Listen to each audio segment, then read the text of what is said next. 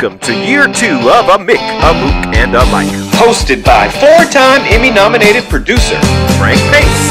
And retired New York City firefighter, 9/11 first responder, and Vietnam vet, Billy O'Connor. Today's guests, actor, writer, producer, director in New York, Los Angeles, and Paris, Michael Elias. My brother, how are you? Back for the second week of the new year. Can you believe how fast 2022 is going? It seems like just yesterday. They're all going faster now, pal. You notice that? Yes, They're all going yes, they are for sure. Fast. Well, before we get into that, we got a great guest today, Michael Elias. Creative head of the class. Fascinating man. Wrote 2 books, wrote a play, couple of movies. Yeah, hell of a guy, man. Interesting guy and very political activist, too. He's as well. Political activist. He's a great guy. Now, we don't get political on the show. Yeah, we might get a little political today. I think we're going to have to. If our guest will. Yes, I'm sure he's going to have to go down that road. Yeah. But speaking of fast, I was late today, and I'm sorry. I got to tell you, coming down by Burbank, traffic jam, 10 minutes, a car on the side of the road, not even in the lane, emergency lights, 15-minute tie-up. Everybody going like this. I said, if I had an air horn, I swear to God, I would have blew out the back of every one of these cars. You know, in New York, when you're driving, of course, driving in New York. I mean, as a New Yorker, it's a real experience to drive in New York. And one of the things I love about New York is nobody puts on an indicator, because if you do, it's a sign of weakness. Because if you want to get in the lane and you put on an indicator, that guy in that lane is going to make sure you ain't getting nowhere near that. Correct. Right? I right. mean, you could get a dime. Absolutely. It's a sign of weakness. And stoplights, they're just suggestions, We suggest you stop it. But I mean, it drives me crazy. Who drove the fire trucks? Usually they take the guys. What they used to say in the fire department was, you started the fire, you knew you're a probie, you started the fire, they put you behind an aggressive fireman, you back them up, and then you work your way backwards. So the guys 20, 25, 30 years on, they're usually the engine chauffeurs or the truck chauffeurs. But do you have to have a special license? No. No, so really? You don't have to have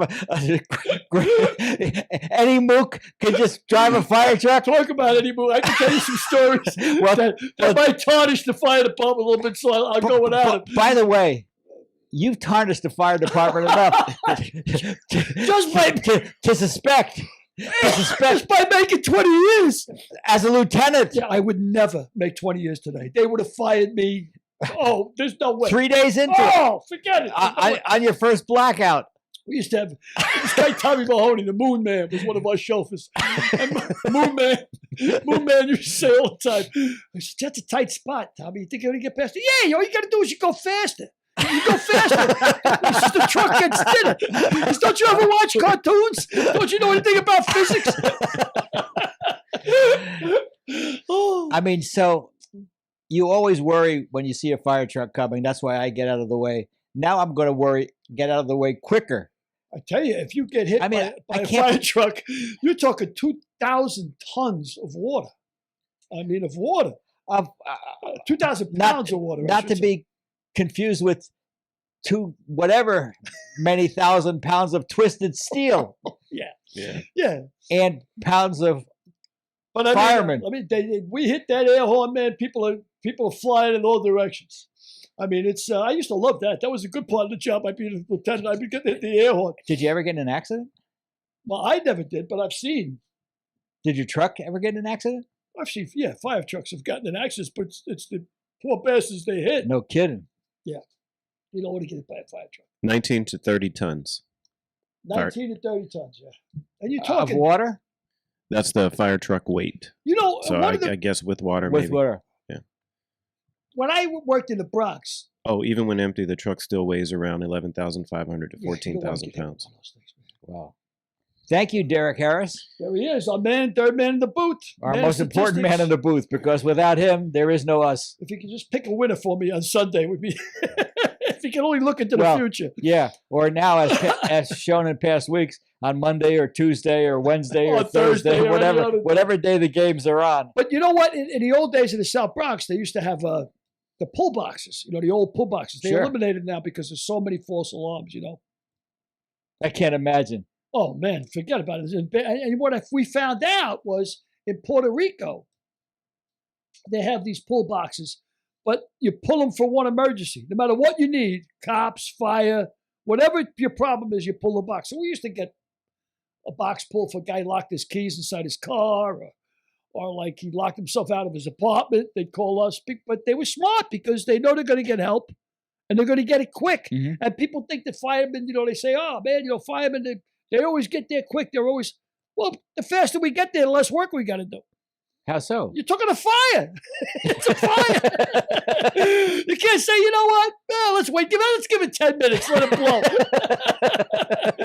Now you're pulling ceilings in every building in a thing, And it was a couple of firemen, a couple of quick stories.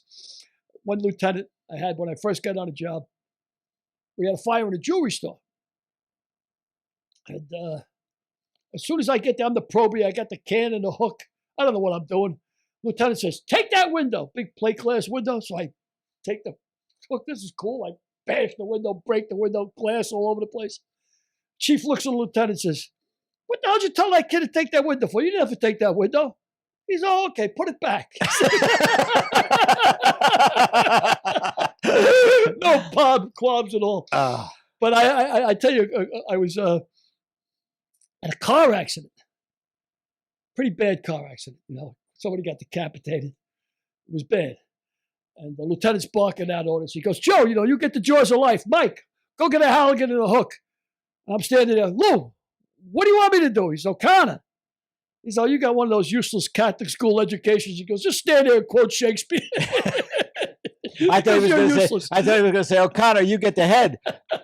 Yeah, well, that's another story. Well, why don't you tell it? But there was a guy who got fired for that. Wasn't what? that night. I wasn't there, but I heard about it. Somebody got decapitated, Yeah. and it was rubberneckers. And we were just talking about rubberneckers, oddly enough, looking at it. Yeah. Well, it was like 2 o'clock in the morning under the Bruckner Expressway, and a guy got decapitated in a car. And all the people were lined up to come by. Well, what's the problem? What's the problem? Did anybody get hurt? And this guy picked up the head and said, I don't know, ask him. He got fired. I'm sure she wrote a lot of letters. I bet you she did. I don't know. Why'd you ask him? Oh, Not a good joke. Kathy Griffith almost got fired, almost lost her career because she held up a decapitated Donald Trump's head. She should have lost her career before she started. Yeah, don't get me started. What a no talent. Hey, by the way, speaking of no talent, on her. Speaking of no talent. Wait, you're looking at me. Not you. I know because I am a no talent, but But what is it? I can't watch a football game without cousin Sal popping up at you. Who the hell died to let this guy? Jimmy Kimmel. What kind of talent does this guy have? None. Not zero. He's not funny. He's not nothing. He knew the right people. That brings me to another point. Partnerships. I mean, we're going to talk about Michael Elias. Michael Elias has had some great partners. Steve Martin, Rich Eustace, Frank Shaw. So much of my success has been attributed to partnerships, having really, really good partnerships. You, Billy O'Connor. I wouldn't attribute to your success. But I mean, I attribute my writing success or lack of it to you. I can attribute my writing success to Armin Katayan on the first book. My soccer coaching success with my co-coach Kathy Desmond. I've always had good partners. I don't know what my point is. But well, one of the best things I've ever heard about partners is if you and your partner agree on everything, one of you is unnecessary. Yeah, I believe that's true. Yeah, I mean, I've always had partners in bar business. I've psyched a lot of people, Frank. I've had a lot of partners on all my shows. I mean, I've had really good partners. But in show business, you have to be collaborating. But Barry Halley was a great partner. Brenda Boss was a great partner. Brett Dos Santos was a great partner. Rosario Roberto was a great partner. I've had great partners. I was telling my assistant yesterday, we had lunch, and I said, there's a lot of things that I do well and a lot of things that I don't do well. And the things that I don't do well, I don't really like to do. So I find partners that like to do them. Yeah, you delegate, right? Or you get rid of it. I Get don't the even, monkey off your shoulder. I don't even delegate. I said, we divide up the job responsibilities. I take a look at the producer job responsibilities and I say, these are the things I like to do. And these are the things I don't like to do. And some of these things that I don't like to do, you're going to have to do because I'm not going to do You're them. not going to change Yeah. spots at this stage of the game. You Yeah. want to. This is what you're good at, and you're a very good organizer. That's your thing. Well, I mean, you're a very organized guy. Again, I know what I like to do and what I don't like to do. So, I mean, Derek's, does the board. I don't know how to do that. I have to have Derek's of the world to do the boards. I have to, the Derricks of the world. I'm very disorganized. As a matter of fact, I want to ask Michael about that. As a writer, is he organized or disorganized? A guy showed me one time a picture of Gore Vidal's desk and William F. Buckley Jr.'s desk, and both of them are political activists, of course. So, but both of them were like the desks were like just scattered with shit all over the place, And I was always like that. I always had 4 or 5 unfinished projects, And the president of the United States always desk is perfectly clean. Yeah, perfectly clean. Make it look like he's like he's actually doing something. But yeah, I'd say I think creative people tend to be disorganized, but you're creative, but you're very organized. I admire our organization. I'm very haphazard. Well, Mr. Haphazard, why don't we get Michael Elias on the phone and you can ask him I yourself? want to ask him if he's a disorganized person. Derek, can we bring don't on think Michael that's Elias? Let's do it. Hey, Michael, how are you, my friend? I'm excellent. I got to tell you the good news and the bad news. Okay. The good news is I got a check for 31 cents, a residual, for Young Doctors in Love. Nice. I tell you, I don't have to work anymore.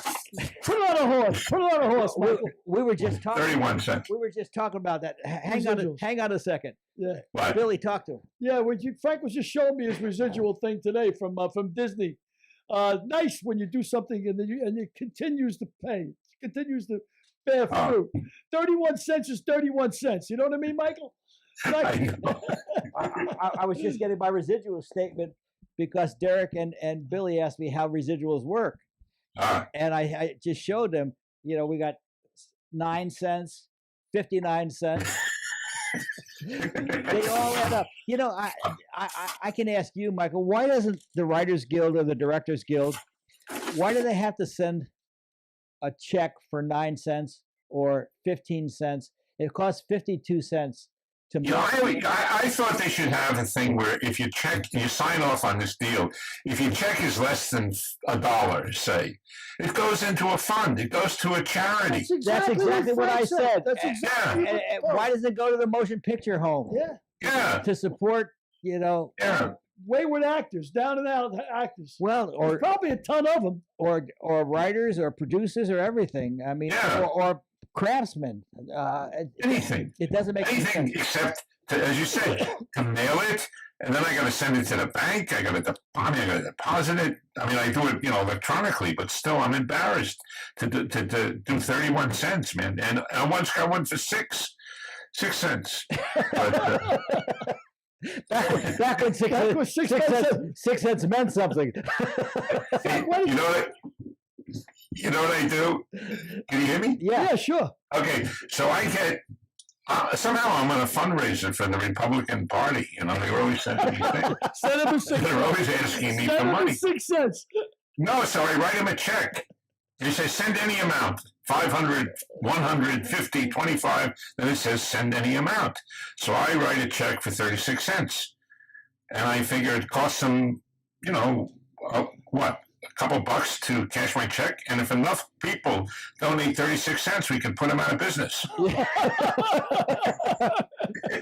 It's a terrorist plot, Michael, of sorts. That's right. So what are you doing here from Paris? Oh, well, we went to Paris for a month, My wife got a job in Paris 6 years ago, and she was kind enough to take me with her. And she had this job working as running an arts center in Paris called the Mona Bismarck American Center. And its mission was to bring contemporary American culture to the Parisians. So she would have concerts and art shows and all that stuff. And it was great. We lived there. I don't speak French, but she does. She's fluent. So she would yell at cab drivers and order food from me in the restaurants. And we had a nice little apartment, and I wrote on the kitchen table, which is where I wrote the novel. And we made friends, and we got to know people. I mean, it was good. I mean, that we got there, and she had this job, which made her right away it landed her right into the middle of the art scene and the music scene and all that stuff. So it was very nice. Do you live in Paris occasionally, or no? So we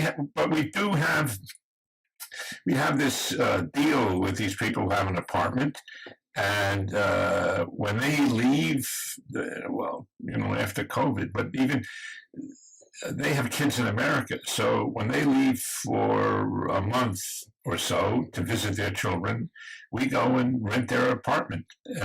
So it's in the fall and in the spring. And this was the first time, of course, this fall that we went since we came back 2.5 years ago. That's it. And my sister, my youngest sister, Is that Ruth? Ruth has a restaurant in London called the River Cafe. It's a very famous the restaurant. River Cafe In London. It's a Buzzy. The one in Brooklyn. Yeah, the one in Brooklyn's run by a guy named Buzzy O'Keefe. No, this is run by Ruth Rogers in London. By the way, she has a podcast that's fantastic. She interviews celebrities about eating in her restaurant and talking to them, and it turns out my sister's like one of Paul McCartney's best friends. Can you? Wow. Like, wow, That's holy shit. unbelievable. I believe your brother-in-law was her husband was a notable architect as well, if I recall right. Is it? Yeah, that's right. He designed the Pompidou Museum in Paris. He designed Lloyd's of London. He's retired, but he's done a huge and the other thing is, I'm not. He became a lord, so he was sir. Now he is lord, and that made my sister a lady. So she's Lady Rogers. Nice. I still call her Ruthie, but and then my middle sister is an artist living in Berlin. But can you imagine? And I'm whatever I am. Well, we'll get into that. We'll get into that in a moment. Okay, but here's this family, 3 kids from this little town in the Catskills, 1,500 people.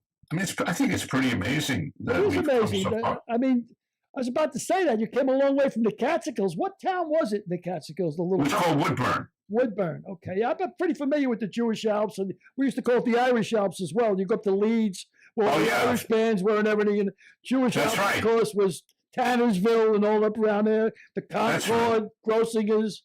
Yeah, but you're right. There was actually up near north, but there was all Italian places, and everything was called the Shop Inn and the Harp Motel, right? Yeah, sure. Yeah, that was a cheap vacation for the Irish.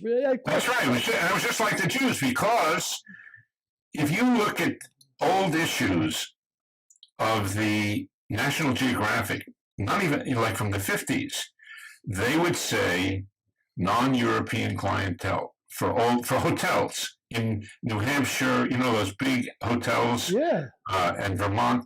So no Jews and no Irish. So we started our own hotel business.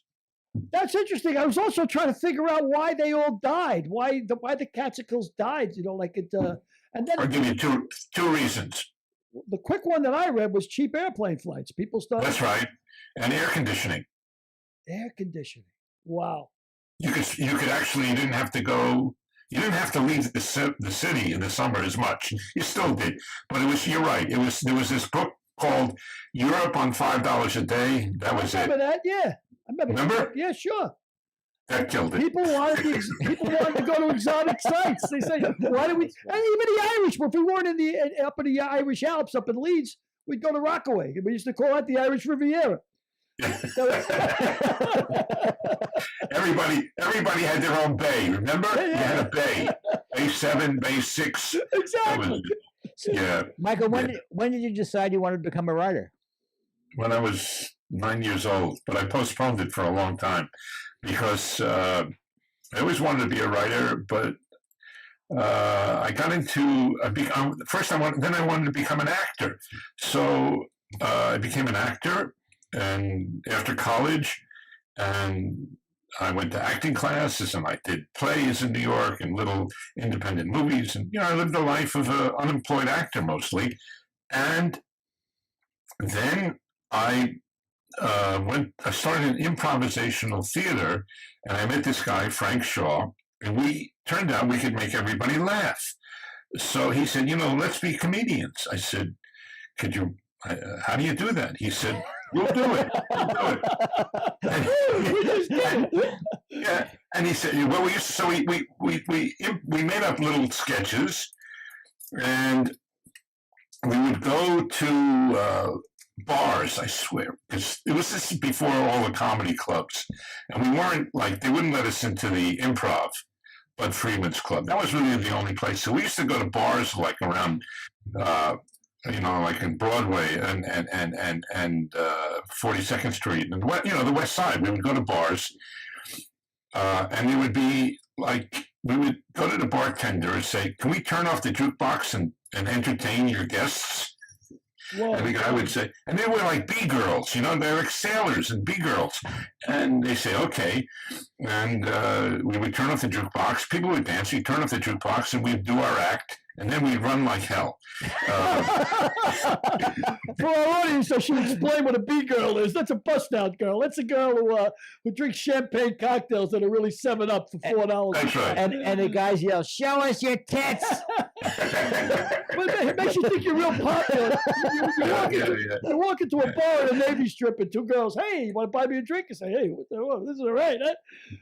They're both drinking champagne cocktails, 7-Up. So where'd you get your first big break? With Frank Shaw? I'll tell you what we did. We nobody would hire us, so we rented. There was a hotel in Greenwich Village called the Hotel Earl. By now we had an act. We had a real act. So they had a defunct dining room, and we rented it out, and we cleaned it up, and like Judy Garland, we opened up our own nightclub, starring us. Wow. How long was the act? Let me ask you. We could do a half hour. We could do 40 minutes, yeah. And then we got discovered there. And a guy said, "I love you." His name was Arthur Stoyer. And he started getting us gigs at these little nightclubs, the upstairs in the duplex, and we started doing all the New York nightclubs. And then we auditioned for we got an agent, big agent, GAC. Then we and they took us to audition for Johnny Carson's show, and we got on.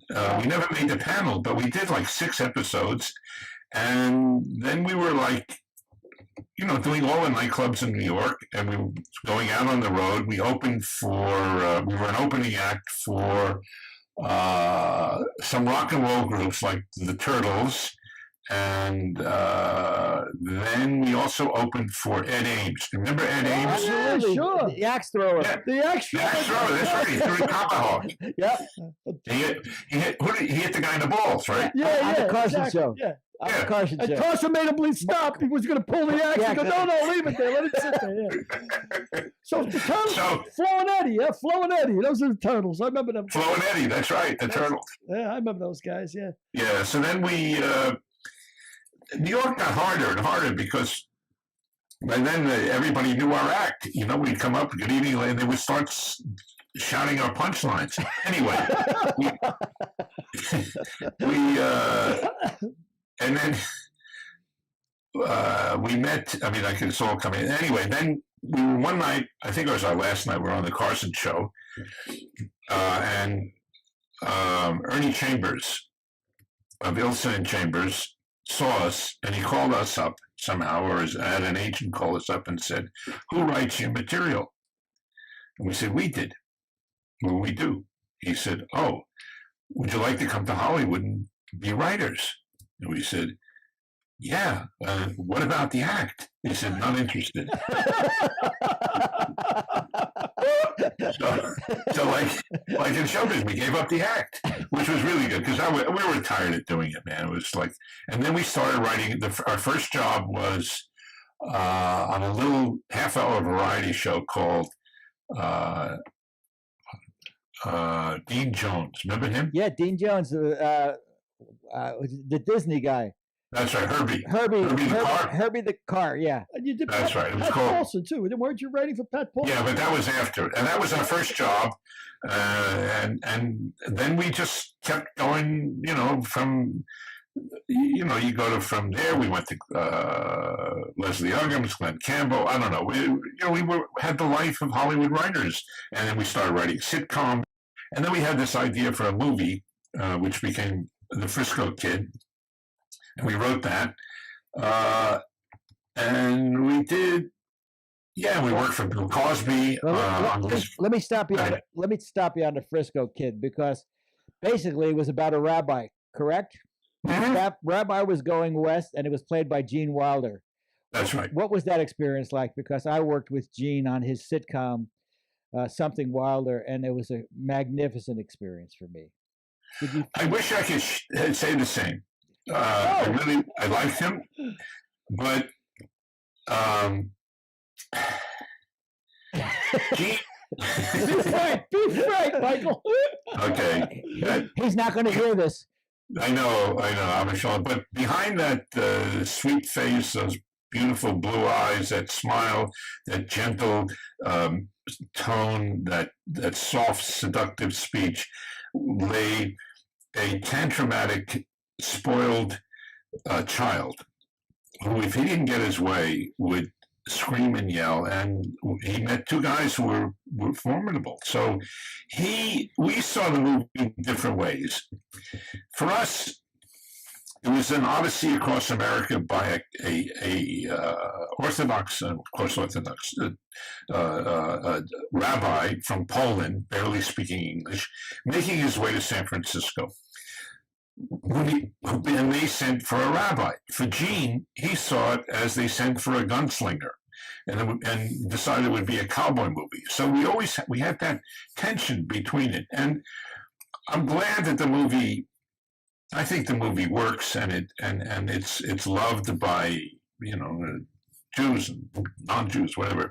But it wasn't exactly what we wrote. But maybe that's every screenwriter's complaint. Well, who directed that movie, Michael? The wrong director, but the great director, Robert Aldrich.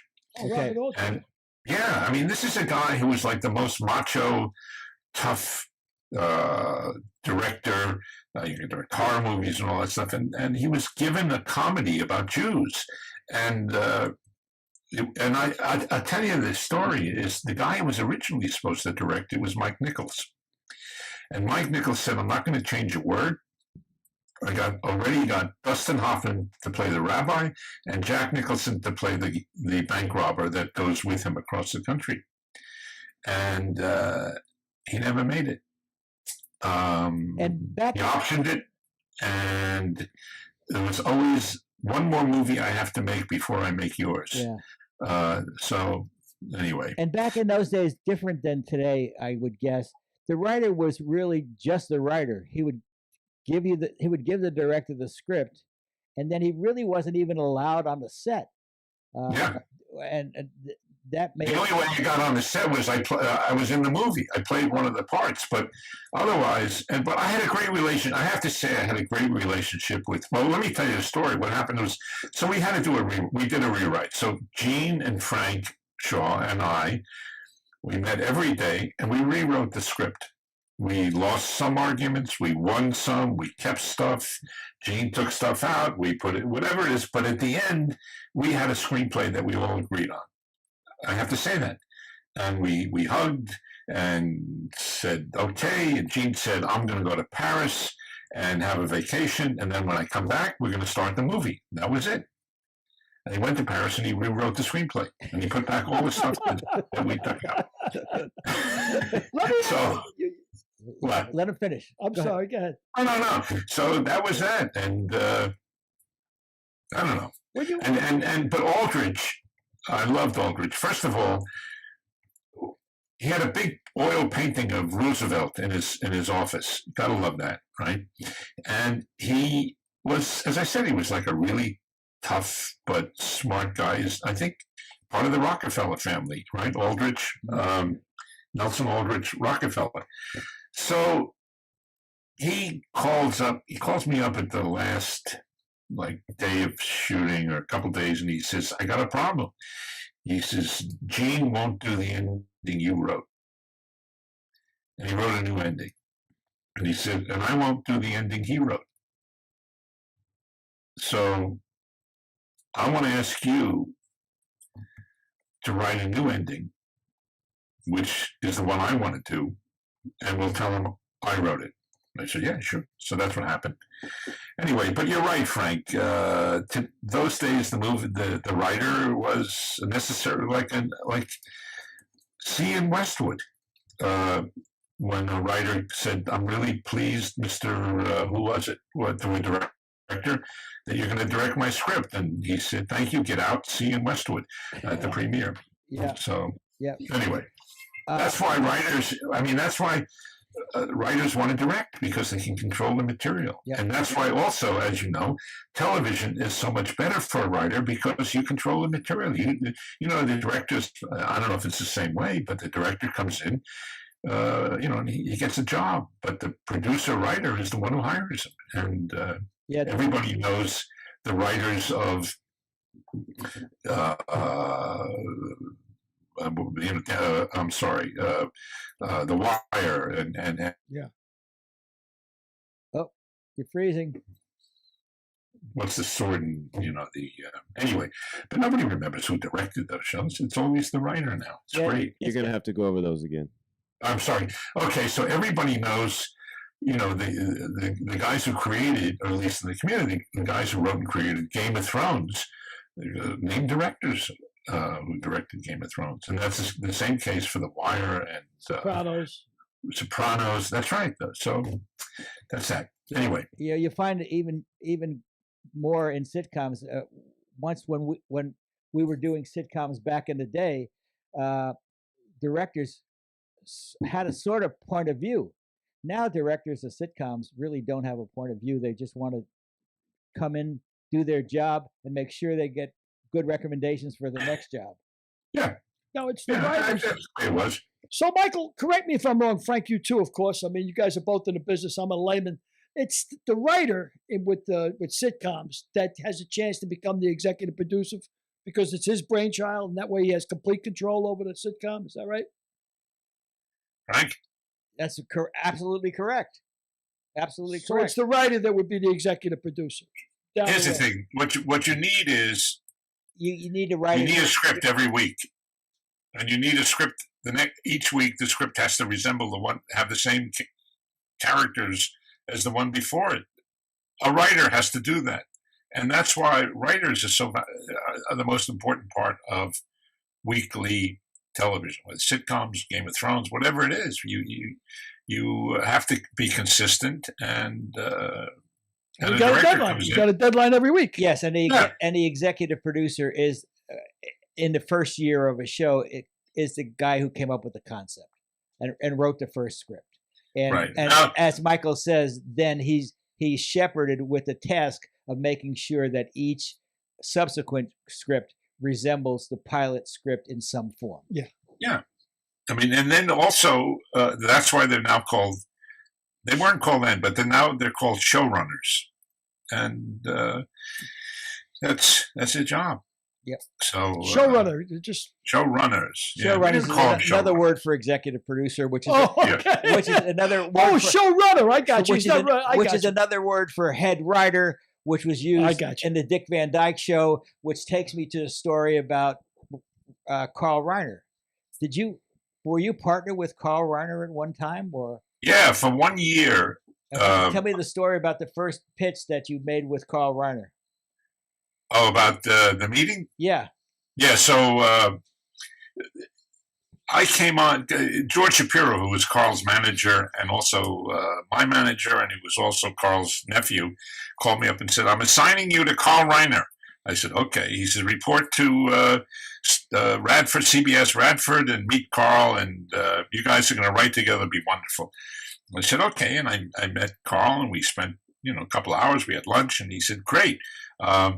Here's the problem. We did 8 shows. We have 8 shows in the can, and they don't work. What was the show? Do you remember? It was this Dick Van Dyke Show. Okay. Yeah, and he says, so we got to figure out what we're going to do, and we'll come up with a new show for Dick, come up with a new character for Dick, a new look, anyway, or try to save those 8 shows, reshoot them, re-edit them, but have a meeting. And all the CBS executives are coming over here, and we're going to meet and talk about what we should do. I said, okay. So next day I go in, and there's Freddie Silverman, who was the head of CBS, and his people, and we all sit around and talk about what we're going to do. And at one point, Carl's secretary comes in and says, Carl, it's 3:00. And Carl says, oh, got to go. And Silverman says, go? Where are you going? He says, group therapy. I got group. And the guy says, but the show. And Carl says, can't save the show if I'm crazy. So these 8 shows are in the can, but they're not. They haven't and he walked out. He just walked out, and they looked at me, and I said, I don't know, man. It's my first day. You had just met Carl at the beginning of the meeting, correct? Yeah. So in the end, what we did was, it was pretty good. We threw out the 8 shows, and we made him an actor on a soap opera, a medical soap opera. And Dick Van Patten was the producer, and Barry Gordon was the writer, and Dick was, and Barbara Rush was the star. And we had a really good time. And I think that was one of the funniest years of, not the classic Dick Van Dyke, but that was really funny because he was surrounded by funny people. We had a great year. Is this Young Doctors in Love? Is this what we're talking about? No, No. Young Doctors in Love was much later. We'll get into that. So where did the biography of Billy O'Connor, the jerk, fit into the into the equation? You want to know about the jerk? Yeah. How did you get hooked up with Steve Martin? Steve Martin and I were writers together on the Pat Paulson Half a Comedy Hour. Uh-huh. And this is just, maybe it was our second show. I don't know how we even got the job. What's his name? Bob Einstein was the head writer, showrunner. These guys all came off, Paulson and Steve Martin and Einstein all came off the Smothers Brothers. So Paulson had his own show. It was pretty funny. And Steve and I became friends, and in the writer's room. And I said, I used to be a comedian, but I don't want to be a comedian anymore. And he said, I'm a writer, but I want to be a comedian. And we had the same kind of sense of humor. And I started writing stuff with him, or if I had a funny idea, I would say, hey, Steve, I got something for you. You want to try it out tonight at the Troubadour or whatever? And he was starting to really do more and more stand-up. And then the show got canceled, and he said, write stuff with me. And I said, sure. But as a friend, no money, just did it. And he said he had a house in Aspen, and I would go to Aspen for the weekend, and we would ski or whatever, and we would take walks and write comedy together. So that was it. And we became friends, and then we were friends. I'm sorry. And then I partnered up with Rich Eustace, which is another story. And in the middle of it, I get a call from Steve, and he said, I got this movie I wrote. It wasn't called The Jerk then. He says, I wrote this and I wrote it with Carl Gottlieb, who was the writer, director, wrote Jaws, as a matter of fact, and he was a big guy. So he says, we took it to Paramount. I mean, Paramount, paid for it or something, and they don't want to make it. They don't like it. So it needs a rewrite, and we're going to take it to Universal. And Carl doesn't want to do the next draft. Would you come up to Aspen and write it with me? And I said, sure, you bet. So I went up and we rewrote the movie together, and Universal liked it and made it. And that's how I got my name on the jerk. It was a terrific movie. Yeah. It was a terrific movie. What was the opening line? I was born a poor young black man. Yeah, I was born a black child, a poor black child. Now, was Steve Martin already a stand-up hit at the time when you guys were doing this? Yeah, he was, and then right after that movie, I mean, he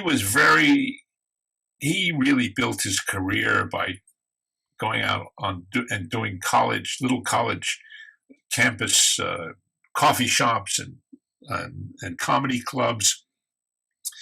So by the time that movie came out, well, even before, he was pretty big. And then he became, after the movie came really big, and did Saturday Night Live, and then he started doing concerts. And I would go on the road with him, and he would do, I think he did Jacksonville, but he would have like 10, 15,000 people. He'd do arenas. He was like the rock and roll comedian. Yeah. He was doing arenas. And what? He was doing arenas. Arenas, yeah. That's right. Yeah, and we had a bus, and the opening act was a guy named Stevie Goodman. I love Steve Goodman. He was the best. He was the best. Yeah, on the train to New Orleans and stuff. But the thing about Stevie was he had to come out and say, "Hi, I'm Stevie Goodman," and the audience would start screaming, "We want Steve! We want Steve Martin! We want Steve!" I'll just do a quick aside. Billy Connolly, who was Billy O'Connor, one of his idols, he would talk about opening for a big rock act. He would talk about opening for Elton John. And he said, when I opened for Elton John, they would throw stuff at me, tomatoes and cabbages and everything. And it says, "Get the hell out of here. We want Elton." Yeah. So, but you know about Stevie Goodman, by the end of the show, by the end of his act, he had the audience wanting more. Yep. He had the hardest job in show business, and he always won them over. Now, he was a beautiful guy. Yeah, and I'm going to stop you, Billy, because Steve Goodman died of cancer at the age of 35 years old. Country and Western singer, correct? No, it wasn't a country Western singer. He wrote City of New Orleans. Right. And he wrote a couple of other big hits. He also wrote, he loved the Chicago Cubs. And he wrote a song about the Chicago Cubs that owed to be a Cubs fan or to watch the Cubs win. Oh, I thought he was the guy who wrote the perfect country song, like "My Mother Got Killed on the Way to I don't, out of jail" or some shit like that. He was sort of a folk balladeer. He wrote "There Are Men Who Love Women Who Love Men," which was, I see. A story on 42nd Street. But he was we've never shared this, Michael. So I wish I had known this. I love that you knew Steve Goodman's work. He was a terrific talent. So he opened for Martin. He opened for Steve Martin. Tough gig. I'll tell you an opening story. Remember Kenny Rogers? Sure. So Kenny Rogers opened for Steve Martin in Tahoe, I think, once, over a week's engagement. And Kenny Rogers started doing Steve's material and he's opening. That's great. So Steve said, "She's doing my material, man." Like in front of us. That's great. Well, in Jacksonville, when I was in college, Harry Chapin once opened for Spanky and Our Gang. So you can imagine Harry Chapin blew away Spanky and Our Gang based on material alone. I mean, one was a puff act, and another one was an act of substance. And Harry Chapin's another one who died very, very young. So, Michael, then you hooked up with Rich Eustace. Yeah. And I hooked up with Ovitz. Put us together. Well, Michael Ovitz. First, I got a job on the. Frank and I were partners. Frank Shaw and I were still partners, and we got a job on Glenn Campbell, and Rich Eustace and Al Rogers were the producers, and it was like this mass divorce. He and Al split up, and Frank and I split up, and Rich and I became partners, and we. I think we were, but always informal. And we worked on a show starring Ned Beatty called Sisnick. And he was quite a character also, I have to tell you. Man. Anyway. Well, why do you say he was quite a character? You got to elaborate on that. Go ahead. He would. I got a feeling you like that. I like that. I got a feeling you liked it when he got ass raped down on Deliverance.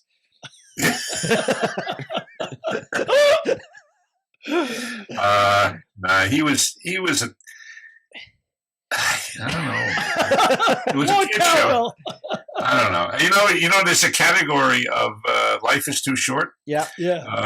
Yeah, he was in the Life is Too Short department. He was just very difficult to work with. He was really good. I mean, there's no question about it. He was a good actor, but he was hard to. Anyway, I can't remember. It's too long ago, and but it was a good show. It was about a bunch of kids in a. He was running a playground, and it was. These kids in the playground. But, we did a show. It was I think it was in Baltimore. It took place in Baltimore. And we did a show where, remember when Reggie Jackson hit 3 home runs? Sure.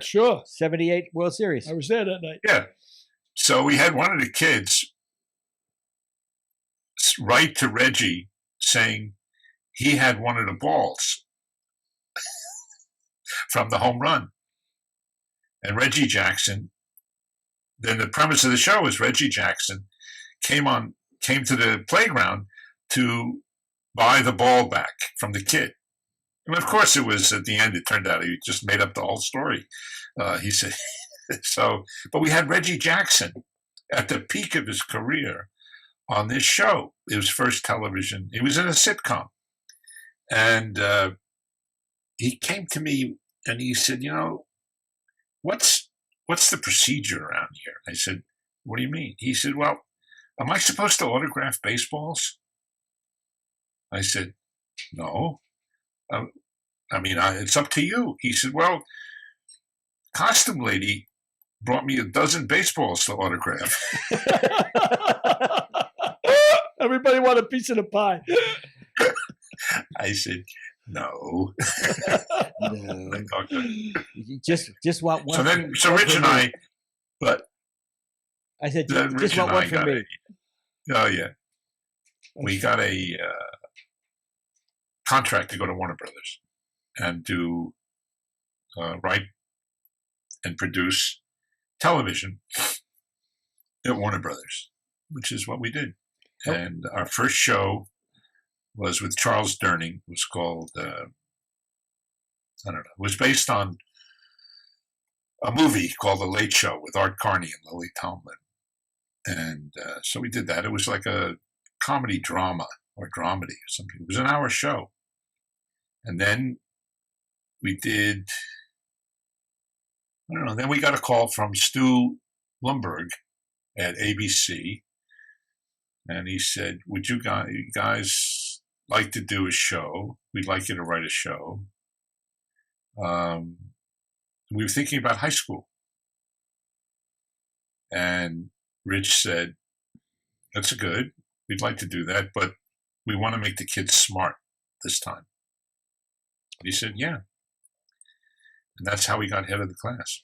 And you went back on your teaching days, didn't Yeah, you? I was, the whole time I was in New York, I was a substitute teacher. That was my day job. You know, like actors, Ooh. you know, you drove a cab, you worked, you were as a waiter, whatever you were. So I had a job as a substitute teacher, and I would travel, you know, have chalk will travel.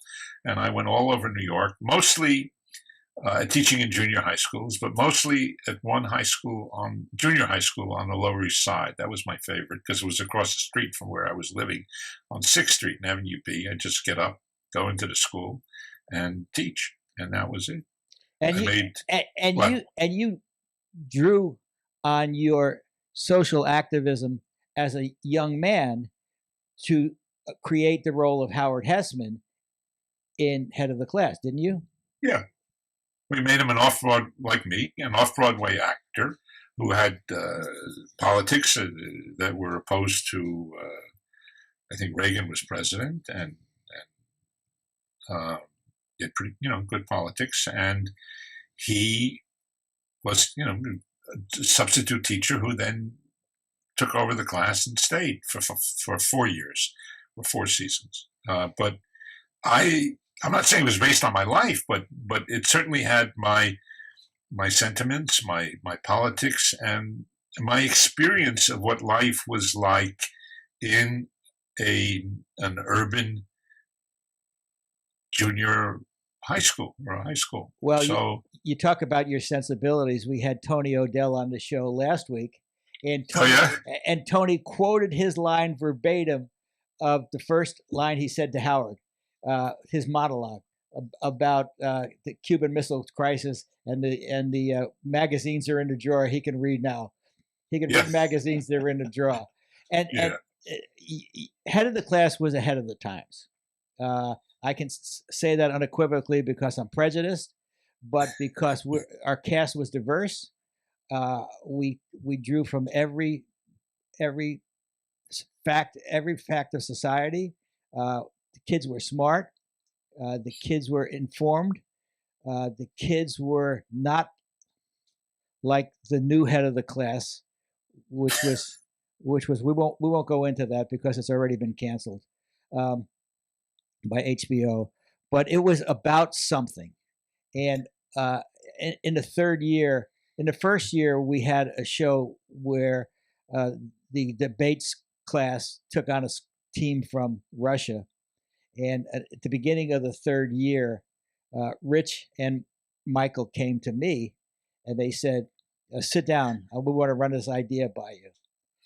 They said, what do you think about going to Russia? I said, I'm all for it. Let me talk to Papazian.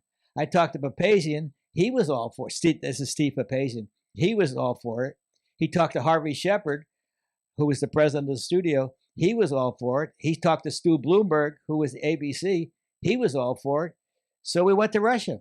We went to Russia on a scout. The first time was February. It was cold in February in Moscow, wasn't it, Michael? Oh, yeah. Yeah, Russian winter. The guys would walk by and they'd open up their coats and they would say, you want to buy caviar? Yeah, of course. Fell off a truck, huh? What was Steve Papazian's position at that time when you said you talked to Papazian? He was the head of sitcoms. Oh, at television. Maybe he was the head of. No, he was the head of production. Television production. Yeah, but when we started, he was the head of sitcoms only. He wasn't doing 1 hours. Then Gary Cradle left his position as the head of production, and Steve became the head of production. You're right. Steve later became the president of Warner Brothers Features production. So he had a great career and a great job. But let's talk about Russia. The first time we went, it was painstakingly cold, and we had to knock out a deal with the producers, and we did that in no short order. But it was cold, wasn't it? And we could get vodka and caviar by the bushelful, but by the bushelful and the barrelful. Isn't that right, Michael?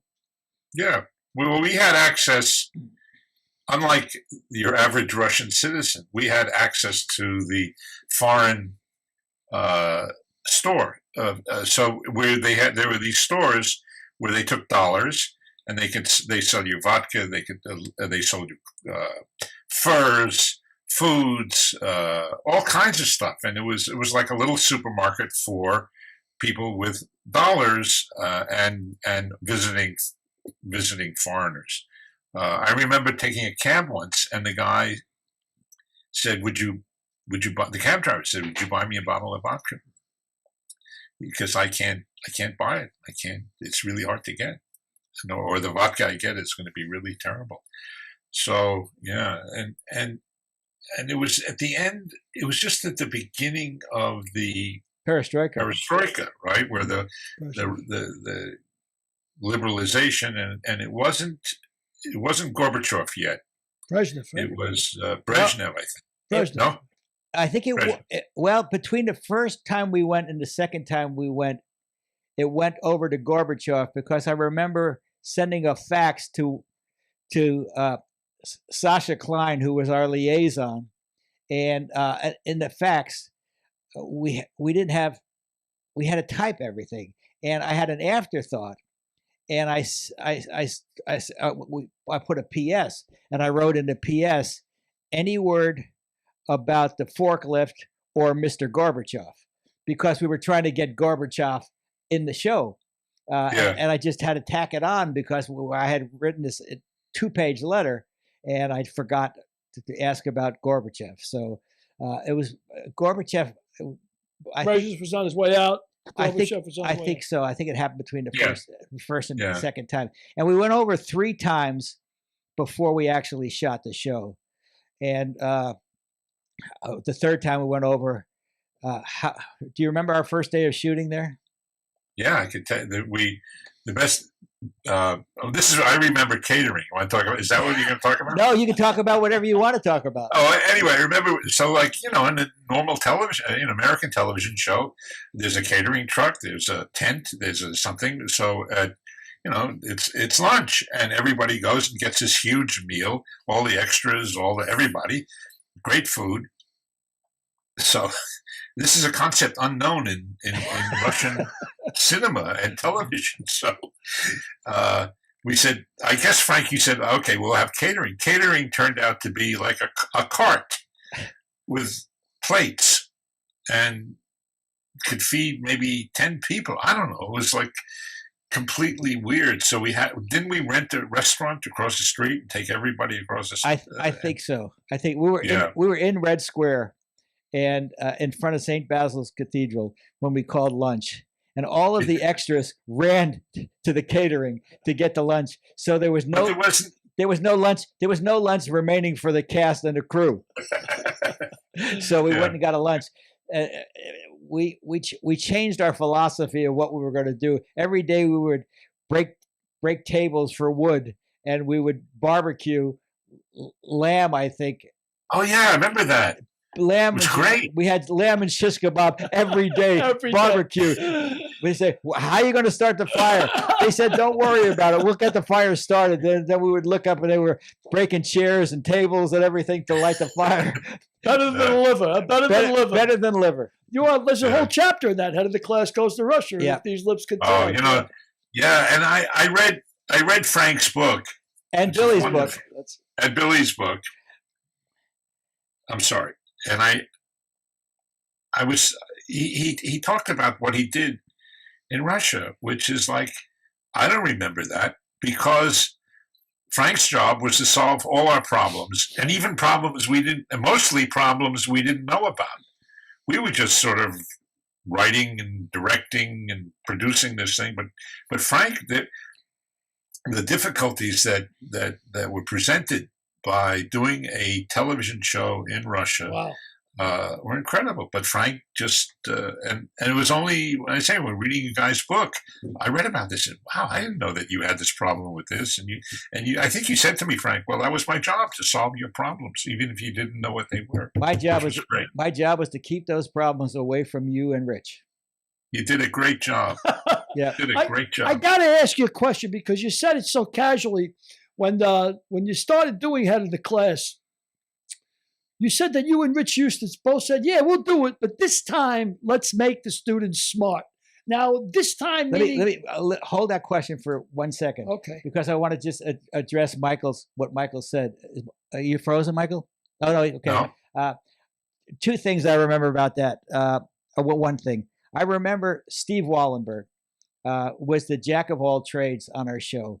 And he said, I got to go to Russia. I got to go to Russia. I'll do anything. I said, well, if you'll do anything, I want you there when the production office closes, and I want you there when the production office opens. So the production office invariably would open 6 a.m. And a lot of times we would wrap at 2 in the morning. And Wallenberg was there from 6 a.m. to 2 in the morning. He would go away and he would be back at 6 a.m. So about after a week or so, he said, boy, the Russian underground is something. They are so beautiful. And I said, wait a second. When are you going? You're opening the office at 6 a.m. and you're leaving at 2. When are you going to the underground and see all these things you're telling me about? He goes, in the time in between. So he was going. he wasn't worried about sleep. He knew he was going to be in Russia for one time in his life. Yeah. He wanted to make the most of it. See it all. And I think that's what everybody did. We all made the most of that incredible journey and that incredible trip. It was a one in a lifetime experience. Well, nobody got a window into the Soviet Union like you guys did in them days. Nobody had that window. Yeah, and nobody from the West had ever shot in the Kremlin or in Moscow, and that was a great tribute to Rich and Michael, who had the foresight. You know, when we were doing George Lopez show, I pitched them on going to Cuba because I wanted to be the first guy to shot in Moscow and the first guy to shoot in Cuba. But Peter Roth couldn't sell it to ABC, and we never would. I mean, I was ready. That would have been great. I was ready to fly in and out of Cuba every day to be able to shoot even for 8 hours a day in Cuba. The cast and crew, we had arranged to stay in Miami, and we could just take a shuttle into Cuba, but they didn't have 90 miles from Key West. That's right. It was jumped too bad. in there. That's right. Okay, now but the question I had was, you said it so casually when you and Rich Eustace first created Head of the Class. You said this time, let's make the students smart. Now, I got two questions. One, when you say this time, is this a reference to like Welcome Back, Kotter? Or when they made the students stupid? And two, what in the world would make you think that smart is funnier than stupid? Well, I don't think it was smart versus stupid, but we wanted to do a bunch of students because it was true. There was and remember Billy, they had SP special programs. Yeah, and New York City. The smart kids went into the special SP students. That's right. So this was what it would be about. Doesn't mean it doesn't mean to demean anybody who wasn't in SP, but right. New York City had a ranking. You had SP, then you had 7-1, 7-2, 7-3, 7, and as a teacher, the higher number you got meant your class was more well behaved. You could get 7-12, and you would be dealing with some really tough, sometimes even disturbed kids. And also, if the parents would say to me, should I take my kid, let my kid be in public school? I said, well, what class? And they say 7-1, 7th grade, first 7-1. And I'd say, yeah, that's good. And if you can get into SP, it's even better. Anyway, we wanted to do a show about kids who were not only smart, but I think but socially inept. And then we would have a teacher who would come in and confront or deal with their superintelligence and also their social ineptness, and help guide them through life. And the other thing that we did with these kids was give them real passions, real interest. And different ones. So, for instance, Christine Hodge played a character who was passionately interested in poetry and literature, and was and Dennis Schneider was into computers. Dan Schneider. And Dan Schneider. I'm sorry, his character was Dan. And Arvid, played by Dan Frischman, was passionate about mathematics. And Tony O'Dell, who was destined to become, go into politics or whatever, and he was passionate about politics, even though it wasn't my politics. But we wanted somebody who was on the other side of the spectrum. So that's also what we wanted to do. And not kids who were just interested in sports or whatever it is. So and Brian's character, Brian Robbins' character, was an all around brain at everything.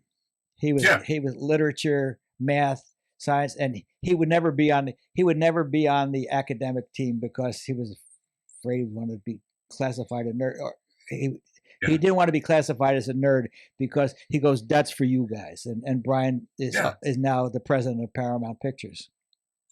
So I guess it was. I guess he played it right. I guess he played it right. Played his card, yeah. But that's what we meant when we said we wanted to be smart. We wanted to be interested in things, not just sports and dating and the radio, and you listen to the radio, and you wanted to be able to have some kind of mirror image of what's actually going on in the world.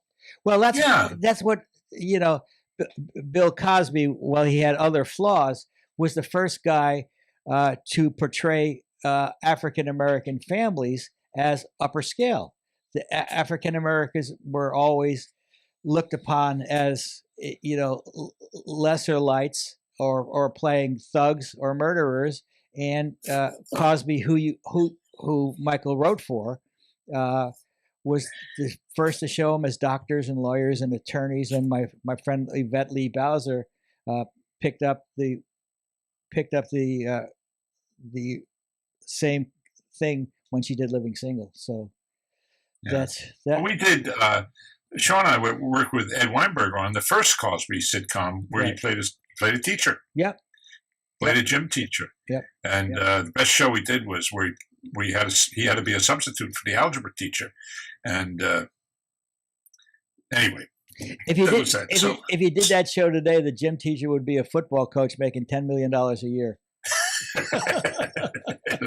Because that's what gym teachers became, football coaches and basketball coaches. Yeah.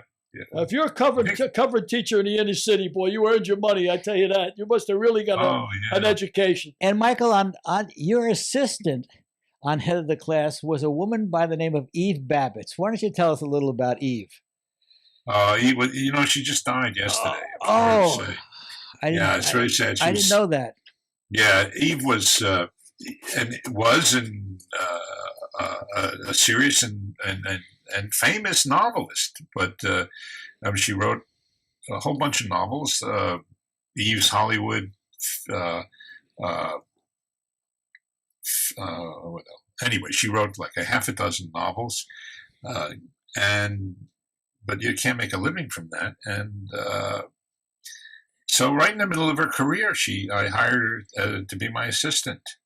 I don't think it worked out very well.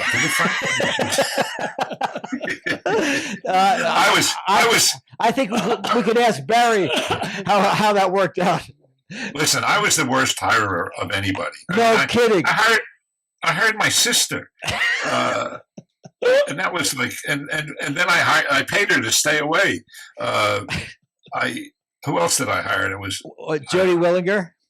Jody was probably a pretty reasonable, but Jody was good. But I'll never forget Jody. At one time she said she voiced her frustration because we used to have the writers. She often had to order lunch for the writers. And as Michael's assistant, she said, "How the fuck am I supposed to know where the hot soup of what the soup of the day is in every restaurant in the town?" It was, you can't do this stuff today, I guess. Oh, for sure. But Eve was in a very famous photo in 1963 or 62 with a chess player or something. Oh, yeah. with Marcel Duchamp, playing chess with him, topless. She was beautiful, and she had great. I mean, she had famous boyfriends. You know, Jim Morrison. Who else? Well, was she a rock and roll groupie, or were they? Yeah, she was. She designed record covers. She was an artist. She was, her father, Saul Babbitts, was a studio musician who she grew up with people in her house, all the great German emigres, Thomas Mann, Bertolt Brecht. They were all part of her when she was a kid. They were all in her living room talking to her father, who was also a classical musician. So, and she went to Hollywood High. As I said, she was extremely beautiful, blonde, big, and men just like fell for her. And she had famous lovers and friends in the art world, in the music world, rock and roll. And I met her in New York before I came to Hollywood. And then I ran into her. I met her at a party in New York, and she was writing anyway. And then I met her in Hollywood a couple of years later at the Troubadour. And she had no memory of me, but I persuaded her to that I did, and we became really good friends. Steve Martin was a friend of hers, also Linda Ronstadt. She was great. And there was a restaurant called Ports on Santa Monica Boulevard where we all hung out, and she was the queen of Ports. It was a funny place because the owner, Jacques, can't remember his name. Anyway, it was open till late, and then he would say, "I'm going home," and he would throw the keys to somebody at a table and said, "Just lock up on your way out." Well, I'm sorry to hear of Eve's passing. She was certainly a memorable character for sure. Yeah, she was great. Did you and Rich also do the rewrite of Back to School? Yes. But we lost that arbitration. But the great part was we spent a week in Atlantic City with Rodney. Oh wow, that's what he was doing in Atlantic City. Yeah. He was headlining. And he would wake up. We would start rewriting all together. Me, Rich, Rodney, the director. And Rodney's schedule was he would start the day on Pritikin. So he would have like oatmeal and water or something. I don't know. But as the day went on, he would start eating more. And then, of course, he would do a show. And after his show, he would have a dinner and eradicate all his Pritikin. But he was wonderful. And that was great. I don't know. We lost the arbitration. I don't know why. We should have gotten credit on that. Let's explain to Billy what arbitration is. Why did you go to arbitration? About the credits? Okay. So what happened, Billy, when a lot of people write screenplays, and then they write, the original writer writes it, the director fires the original writer, hires another writer to write it, then fires that writer and brings in another writer and maybe brings in a specialty writer to just say, write the women characters better. So at the end of the day, you see a movie, but maybe 10 people have contributed to it. So the question is, who wrote the movie? It used to be decided by the studio. And sometimes they would throw their brother-in-law in as a writer. Or the director would say, I wrote it. Everybody's kind of wants to know figure out who wrote the movie, but you can't have 12 names on the screen. So there's a process called arbitration, where the Writers Guild is in charge of who wrote the movie. And what happens is there's a panel of 3 writers, and all the scripts go to them. They read all the scripts and decide and they read the final draft, and they decide who actually wrote the most. Biggest thumbprint. Yeah, and that's how, and whoever wrote the most gets the credit. Yeah. And it's a very serious enterprise because residuals, profits, all that stuff is based on your credit. And Steve Papazian told me he's retired now from 2 years, but in the budgeting of a movie, this is for Billy and Derek, they now know that the original writer is going to get fired.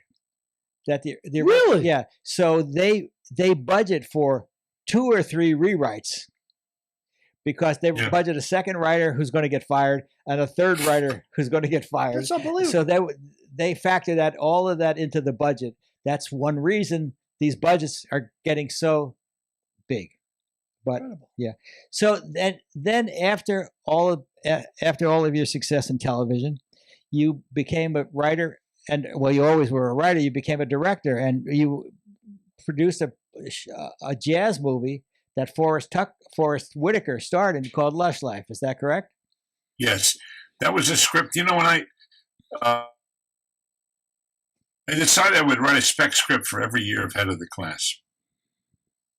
And I did. At night, I would write a spec script. And a spec script. And one of them was a spec script is one that you write on your own that you're not paid to write.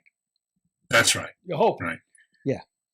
So one of them was called Lush Life, and it was the story of 2 jazz musicians in New York who were best friends, and a producer who sold it to Showtime to make a movie. And but this time I said I also want to direct it because I don't want a director firing me for my own movie or rewriting. So I'll take the blame or I'll take the success. And we cast Forrest Whitaker and Jeff Goldblum and Kathy Baker, and that was the movie. Pretty good cast. Yeah. But from comedy, you're talking about a movie where one musician's dying of brain cancer, right? Brain tumor. Yeah, it was not a comedy. Yeah, it's a serious. But it was a story about a story about 2 guys who loved each other, and one of them is dying, and says to Forrest Whitaker says to Jeff Goldblum, "I want you to arrange a party for me, farewell party. We won't tell anybody, but that's what it is. And I want you to play this famous jazz song called Cherokee." And that was a way of getting Jeff Goldblum back into his character, getting him back into taking his music more seriously. So it was like a parting gift, even though the parting gift was a present for the dying friend. A present for Jeff Goldblum. Assignment as well to play this tune was a gift from the dying man to Jeff Goldblum. That's great. And that was so. And since you've written 2 novels, The Last Conquistador and So You Can Go Home Now, can you? Yeah. Would you happen to have one handy? I think I might. This is. Can you see it? Yeah. Hold up. You can go home now. You Can Go Home Now. Go home now. That came out in 2020, and that's available where? Amazon, and it's a thriller.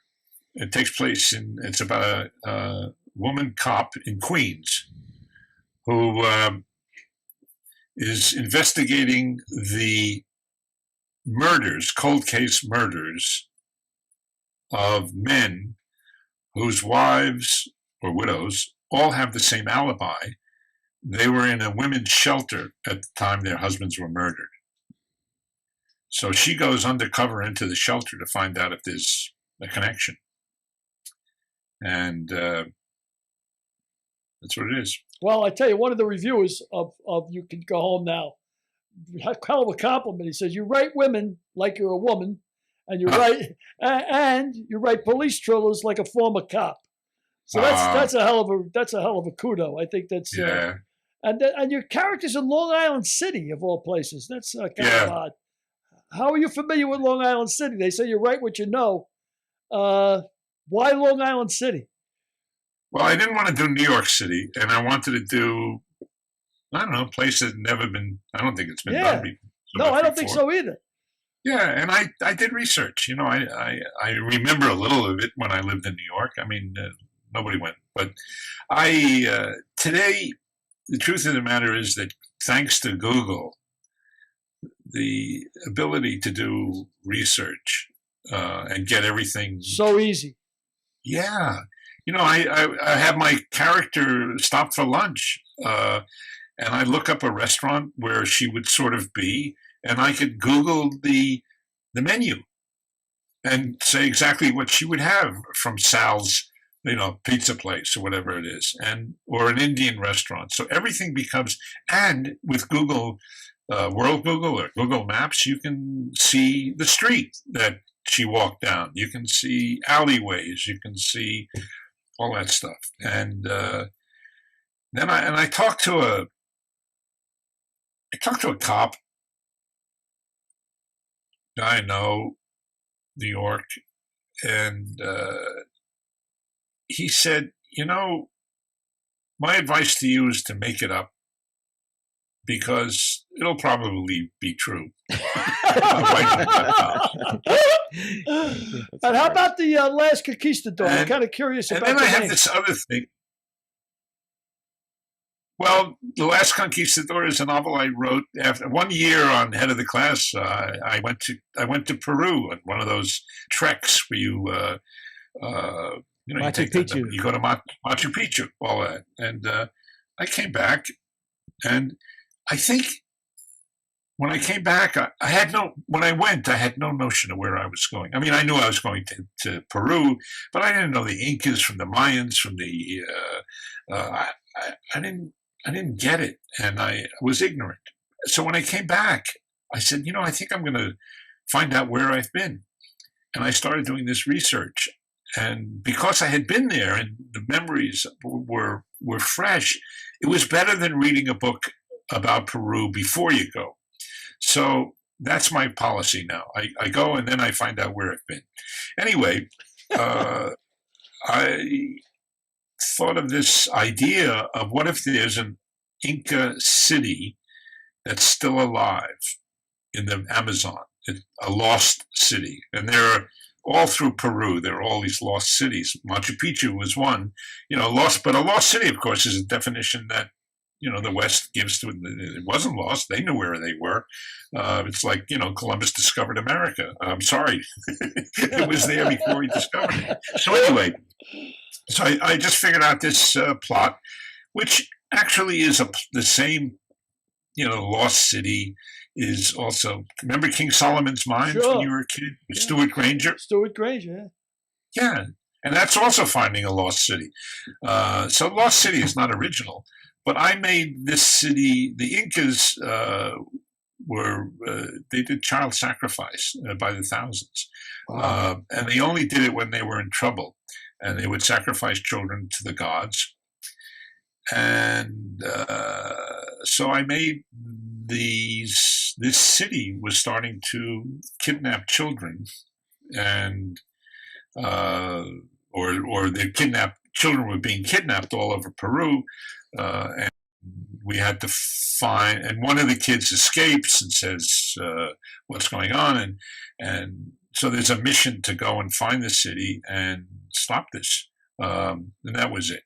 And it involved the hero as an FBI agent, and because one of the kids was kidnapped from the American embassy employee, and that's the job that the FBI does. And the other character was a Peruvian archaeologist who finds a mummy on a mountaintop that's 500 years old. Wow. An infant that's been sacrificed, child.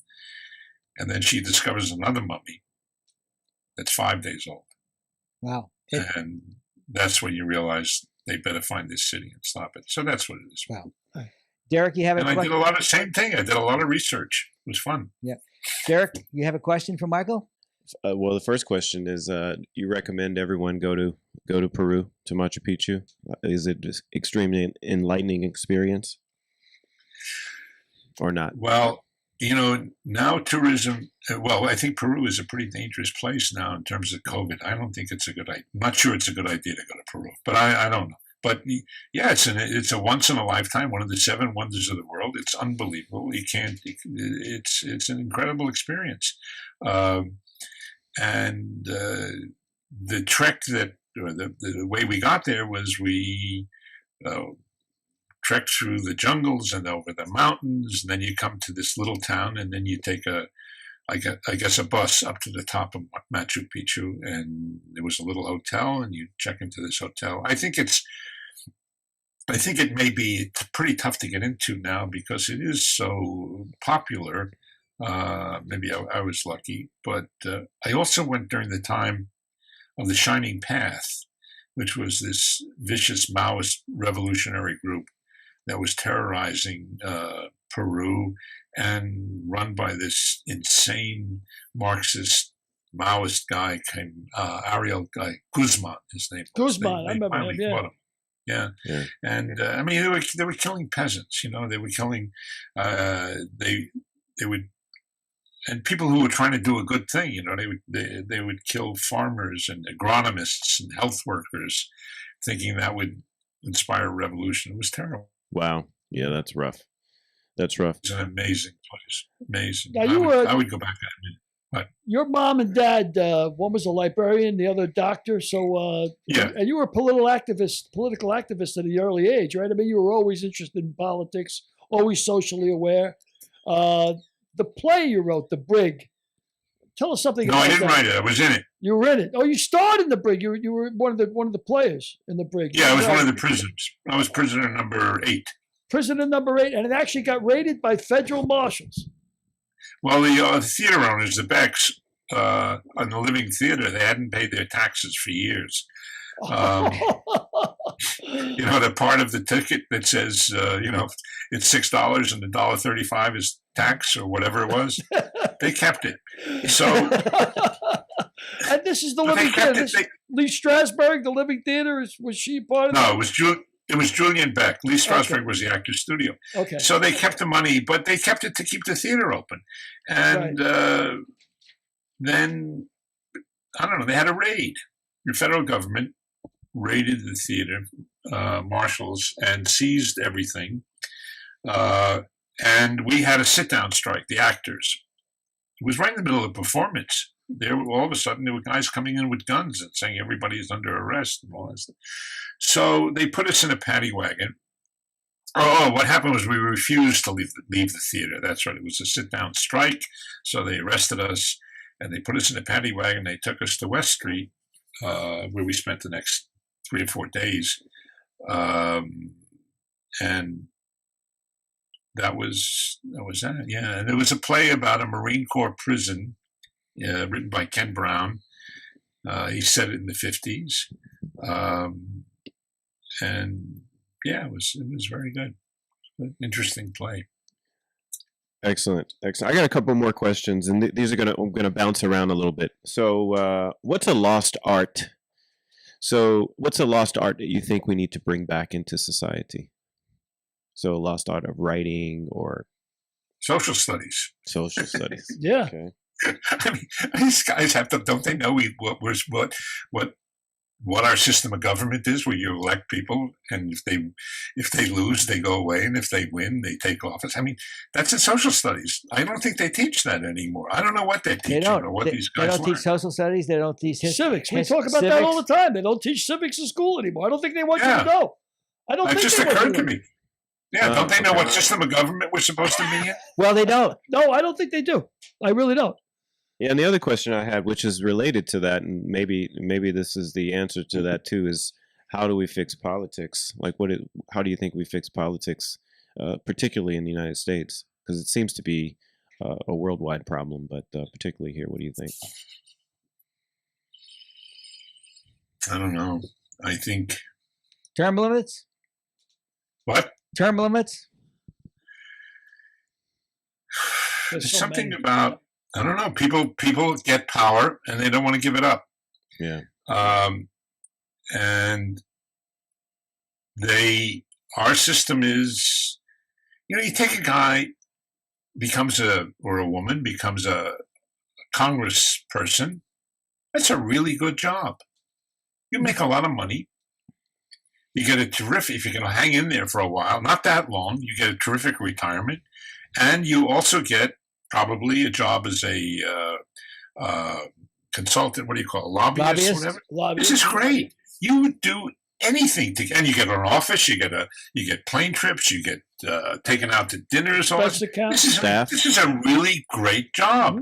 My theory is when Sarah Palin, remember when John McCain called her up and said, "I want you to be my vice presidential candidate." She went, "Oh man, yes," or whatever. I'm sure she hung up the phone, and she said to her husband, "They want me to run for vice president," and he must have said, "That's incredible. How much does it pay?" Yeah. Without a doubt. That was the biggest mistake John McCain ever made. I don't know. She bought a $3 million house recently, so she she made a lot of money. She made a lot of money. No, but a lot of money. She didn't make the mistake. No, she didn't make the mistake at all. McCain made the mistake. Yeah, we were just looking at Lauren Bobbitt, this chick in the congresswoman. It's not Lorena Bobbitt. Lorena Bobbitt. Lauren Bobbitt. She was a snipper. Lauren Bobbitt. Lauren, he's right. Yeah. Bobert. I think it's Bobert. Yeah, it's Bobert. Oh, Bobert. Bobbitt's the guy. Okay. Well, she always sticks in my mind. Yeah, I know. I have a vendetta against her. Lauren Bobert. Yeah. Yeah, she got an equivalency diploma from high school 2 months after she got elected. Yeah. So she didn't even have a high school diploma. Yeah. Well. That's I don't know. Yeah, I got one more question too. I'm sorry. Let's just finish. I don't mean to be flip about this. I don't think I have the answers completely about, and I just feel that it's so. I'm in the last semester, so I don't care that much. But I really care about the world that our children and grandchildren are inhabiting. So we all. It's really awful. And I always say now, not always say, but you remember that song that I think it was Sting who had that song. I hated it. It was, "I hope the Russians love their children as much as we do." Remember that one?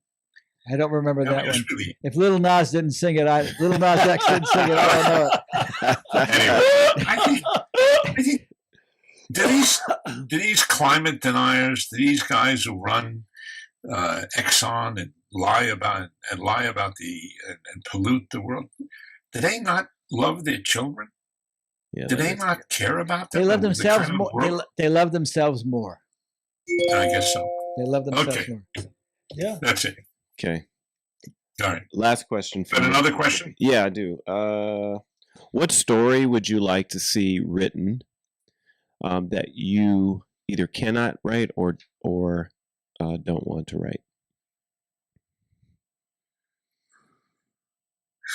Story of how to fix democracy. I used to think I could write anything. Okay. And I've written some stuff that maybe I shouldn't have or whatever. I mean, I have a wide interest in things. So as you can see, I have an interest in Peru. I have an interest in battered women's shelters and abuse of women, and I have an interest in science fiction because I got a drawer or a shelf of scripts that haven't been made that reflect those interests.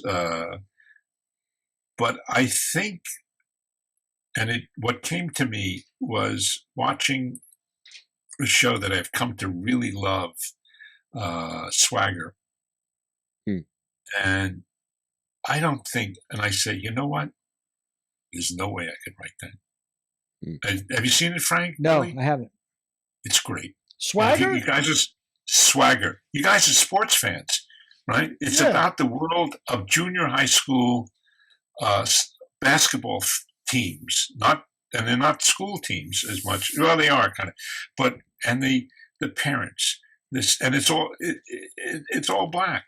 Well, 90% black. There's a great Puerto Rican basketball phenom, and it's the sneaker industry, and it's the parents and the coaches and the sponsors. I could not write that in a million years, and I'm so glad that somebody did. It's Kevin Durant is one of the producers, and I think it's part of his. It's based on his life. Wow. It's fabulous. Wow. Now, is this on Netflix or HBO, or where are you catching this? I think it's maybe on Apple. Apple. I have an idea why the guys, they don't know about this show.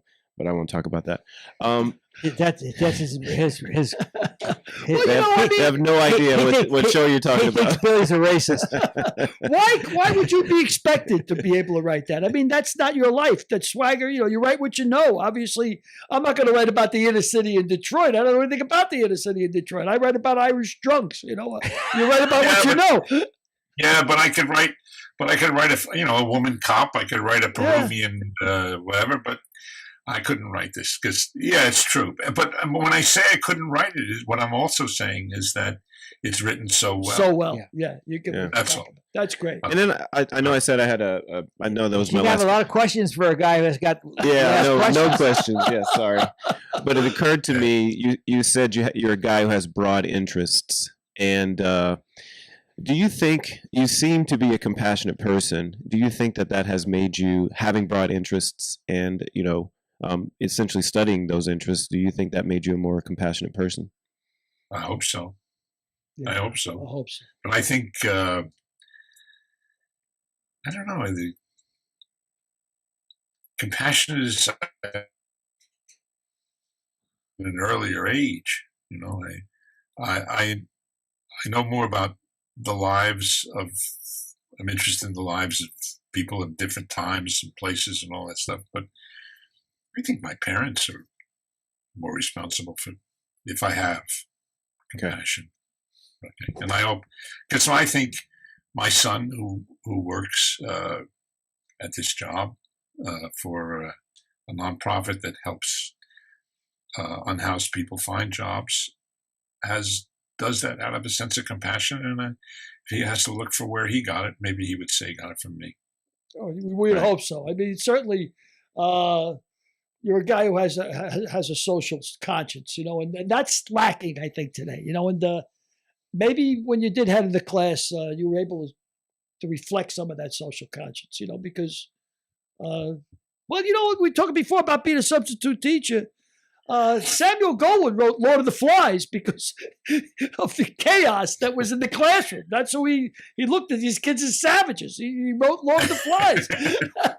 Yeah. Oh, I tell you something. I can't get romantic about or nostalgic about being a junior high school teacher. I mean, I think that's the hardest job in the world. And remember when all these people were saying like Bill Gates and Bill whatever. Well, we got to, and what's that other guy? Leah Broad. We got to, revamp education. They start blaming everything on teachers. And I always say to myself, yeah, you go and teach in a junior high school, and you come out of it. And that is the hardest job in the world. I never worked so hard, and it was. And teachers are heroes, man. Without a doubt. Without a doubt. Well, Michael. What? Oh, go ahead. Oh no, I went and one of my other jobs was dealing in poker games. Here's all right, Frankie Machine. Part 2, because Billy was an inveterate gambler. The man with the golden arm, Frankie Machine. Yeah. Apartments. There'd be apartments on the lower side, and they would have 6 guys playing. 5-6 guys playing, and I would be a dealer. I get $25. Anyway, but I did come into class once without sleeping. I looked over my class and I said, okay, high-low, right? I love it. Well, Michael, you've been a great guest. Just one last question in closing. How would you like to be remembered? Oh. I don't know. I don't care about being remembered. I really don't. Well, you'll be I'm sorry, Frank. You'll be remembered by your work for sure. Yeah. I think your work is a reflection of the man that you were and you are. And you're a terrific guest, and thanks so much for being with us today. I really enjoyed talking to you guys. Yeah, really. we could have gone on forever. We could have gone on for hours. Yeah. Oh yeah, I'd love to touch all your political Yeah. viewpoints. And I love. We could go on for hours. I love talking to someone. I don't mean to exclude you, Frank, but I love talking to someone who has an accent close to mine. God help us both, Michael. God help us both. Good to see you, my friend. A real pleasure, right, Michael. take care. Pleasure to meet you. An All right, honor. bye. We really could have gone on for. We could have done a Joe Rogan. Oh yeah. Oh yeah, we could have. We could have gone on 3 hours. Yeah, I'd love to have touched on some of his political his viewpoints because I mean, here's a guy who spent 7 days in federal prison. You know, this is remarkable. Yeah, we didn't get to that. He actually had said that the Attorney General, what the hell was his name under Nixon, and ended up going with Mitchell? Mitchell, yeah, John Mitchell. If John Mitchell didn't go to jail, he was going to put him in jail. He was going to put Michael Elias in jail. But Mitchell went to jail first. Wow. That's crazy. Crazy stuff. Well, let's get off the air. We've been on the air for a while. Yeah, it's been almost. We're going to 2 hours Yeah, now. I was a young man when I came out on the show, Frank, today. Yeah, you'll be an older man when you leave. All right. Well, thank you so much for looking in. I hope we didn't keep you too long out there. See you next week. 2 good shows already into 2022. Let's keep it up. Yes, well, he was a great guest, Michael Elias. Yep. Thanks very much for looking in. We appreciate it. Buy books, read books. Buy books, read books. I would have liked to know what Michael's reading now, but that's the subject. Time for another question. Time for another question. All Question right. for another day. Exactly. Thank you so much. Take care. Next week's guest, former Boston Celtic guard and NBA slam dunk champion, D. Brown.